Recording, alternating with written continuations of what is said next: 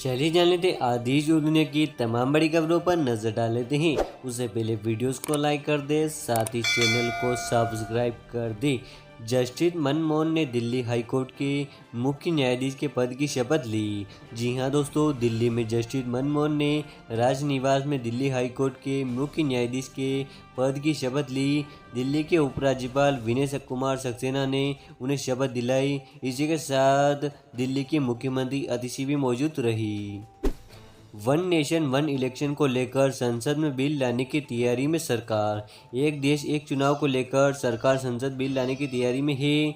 सरकार के सूत्रों के मुताबिक सरकार 3 बिल लाएगी, जिसमें 2 संविधान संशोधन बिल होंगे। हालांकि ये अभी तक तय नहीं हुआ है कि बिल सरकार संसद के आगामी शीतकालीन सत्र में लाएगी या बजट में। इसको लेकर जल्द ही सरकार के स्तर पर फैसला किया जाएगा।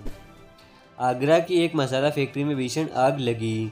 उत्तर प्रदेश में आगरा की एक मसाला फैक्ट्री में भीषण आग लग गई। आग की सूचना मिलने के बाद दमकम की गाड़ियां मौके पर मौजूद है और काबू पाने के प्रयास किए जारी है। कठुआ में एनकाउंटर, एक आतंकवादी मारा गया। जम्मू कश्मीर के कठुआ जिले के एक दूरदराज के गांव में चल रहे ऑपरेशन में एक आतंकवादी मार गिराया है। पुलिस सुबह से ही इलाके में सर्च ऑपरेशन चला रही थी।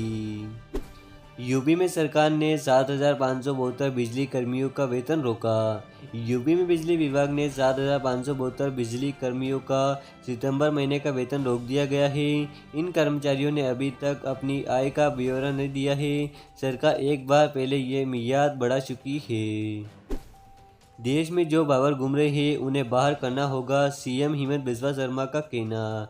असम के मुख्यमंत्री हिमंत बिस्वा शर्मा ने कहा है कि मुझसे जो कांग्रेसवादियों ने पूछा कि आपने 600 मदरसे क्यों बंद किए, मैंने कहा कि मैं बाकी भी बंद कर दूंगा। भारत को डॉक्टर और इंजीनियर चाहिए, मुल्ला नहीं। देश में जो बाबर घूम रहे हैं उन्हें तुरंत बाहर करना होगा। पीएम मोदी ने पिछले 10 सालों में युवाओं को कुछ नहीं दिया, खड़गे का कहना। जम्मू कश्मीर के कठुआ में कांग्रेस से राष्ट्रीय अध्यक्ष मल्लिकार्जुन खड़गे ने कहा कि ये लोग केंद्र सरकार कभी चुनाव नहीं कराना चाहते हैं। अगर वे चाहते तो 1-2 साल में ही चुनाव करा लेते। सुप्रीम कोर्ट के आदेश के बाद वो चुनाव के लिए तैयार हो गए। प्रधानमंत्री मोदी ने पिछले 10 सालों में भारत के युवाओं को कुछ नहीं दिया। कांग्रेस का मतलब कुशासन, करप्शन और अपराधीकरण, जेपी नड्डा का कहना। बीजेपी के राष्ट्रीय अध्यक्ष जेपी नड्डा ने हरियाणा की कलानौर विधानसभा में एक जनसभा को संबोधित करते हुए कहा कि कांग्रेस का मतलब कुशासन, करप्शन और अपराधीकरण है। भाई को भाई से लड़ाओ, जाति को जाति से लड़ाओ और समाज को समाज से लड़ाओ और वोट बैंक की राजनीति करो। ये कांग्रेस का धर्म है, ये कांग्रेस के काम करने का तरीका है।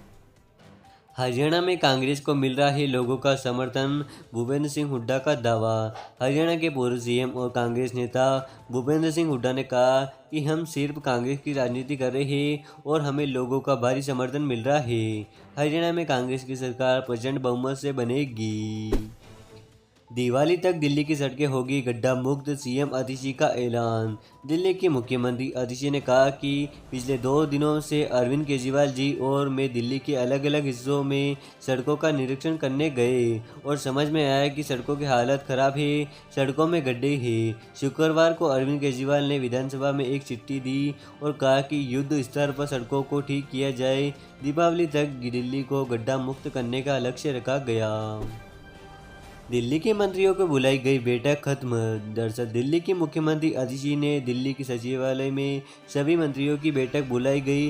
बैठक खत्म हो गई है। पूर्व मुख्यमंत्री और आम आदमी पार्टी के संयोजक अरविंद केजरीवाल ने रुके हुए कार्यों को लेकर सीएम को पत्र लिखा था, जिसके बाद ये बैठक बुलाई गई। नसरुल्लाह के मारे जाने के विरोध में जम्मू कश्मीर में निकाला गया मार्च। जम्मू कश्मीर के बडगांव में इजरायली रक्षा बल आईडीएफ द्वारा हिजबुल्लाह प्रमुख हसन नसरुल्लाह की हत्या के विरोध में एक विरोध मार्च निकाला गया। हरियाणा जेजेपी और एसपी जारी किया घोषणा पत्र। हरियाणा विधानसभा चुनाव को लेकर जेजेपी, जननायक जनता पार्टी और आज़ाद समाज पार्टी गठबंधन ने जनसेवा पत्र के नाम से घोषणा पत्र जारी किया। सिरसा में पूर्व डिप्टी सीएम दुष्यंत चौटाला और एसएसपी प्रमुख चंद्रशेखर आज़ाद ने घोषणा पत्र जारी किया। नसरुल्लाह की मौत पर महबूबा मुफ्ती ने को इतनी तकलीफ क्यों, बीजेपी का कहना। जम्मू कश्मीर के पूर्व उप मुख्यमंत्री और बीजेपी नेता कविंदर गुप्ता ने कहा, हसन नसरुल्लाह की मौत पर महबूबा मुफ्ती को इतनी तकलीफ क्यों हो रही है। जब बांग्लादेश में हिंदुओं पर हमला किया जाता है और उन्हें मार दिया जाता है तो वह चुप हो जाती है। यह मगरमच्छ के आंसू है और लोग इसके पीछे मंशा को समझते हैं। आम आदमी पार्टी की एमसीडी स्टैंडिंग कमेटी को चुनाव को लेकर सुप्रीम कोर्ट पहुंची। आम आदमी पार्टी एमसीडी में स्टैंडिंग कमेटी के चुनाव को लेकर सुप्रीम कोर्ट पहुंची। मेयर ने स्टैंडिंग कमेटी के आखिरी चुनाव को अवैध बताया। उनका कहना है कि नियम कानून को ताक पर रखकर चुनाव हुआ। दरअसल आम आदमी पार्टी ने वोटिंग में हिस्सा नहीं लिया था। यूपी के उन्नाव में आगरा एक्सप्रेसवे पर दर्दनाक सड़क हादसा, 3 लोगों की मौके पर मौत। यूपी के उन्नाव में आगरा एक्सप्रेसवे पर दर्दनाक सड़क हादसा हुआ। एक बाइक डिवाइडर से टकरा गई जिसमें 3 युवकों की मौके पर दर्दनाक मौत हो गई। ये तीनों लखनऊ की तरफ से आ रहे थे और हरदोई जिले के मल्लावा थाने क्षेत्र में रहने वाले थे। हरियाणा कांग्रेस में अभी भी कुछ नहीं ठीक हुआ तो बाद में क्या होगा, मायावती का कहना। बसपा सुप्रीमो मायावती ने ट्वीट करते हुए कहा, हरियाणा में हो रहे विधानसभा आम चुनाव के दौरान भी कांग्रेस द्वारा दलितों की लगातार की जा रही उपेक्षा व तिरस्कार से यह साबित हुआ है कि पार्टी में अभी भी कुछ नहीं हुआ तो ठीक तो गलत है तो आगे क्या होगा। ऐसे में दलित समाज के लोग कांग्रेस व बीजेपी आदि को अपना वोट देकर इसे खराब न करें। दिल्ली में जंगल राज, अमित शाह उठाए तुरंत कदम, अरविंद केजरीवाल का कहना। आम आदमी पार्टी के संयोजक अरविंद केजरीवाल ने कहा है कि दिल्ली में कानून व्यवस्था खत्म हो गई है, पूरी तरह से जंगल राज है। देश की राजधानी में लोग असुरक्षित महसूस कर रहे हैं। दिल्ली की कानून व्यवस्था अमित शाह जी के अंडर आ जाती है, उन्हें तुरंत प्रभावी कदम उठाने होंगे। नेपाल में बाढ़ से मची तबाही, अब तक 101 लोगों की मौत, 64 लापता हुए। दरअसल नेपाल की राजधानी काठमांडू और अन्य स्थानों पर भीषण बारिश के कारण आई बाढ़ में कम से कम 101 लोगों की मौत हो गई और 64 लोग अन्य लापता हैं। पुलिस ने रविवार को ये जानकारी दी। पुलिस प्रवक्ता दान बहादुर कार्की ने बताया, आज सुबह तक मरने वालों की संख्या 101 हो गई और 64 लोग लापता बताए जा रहे हैं।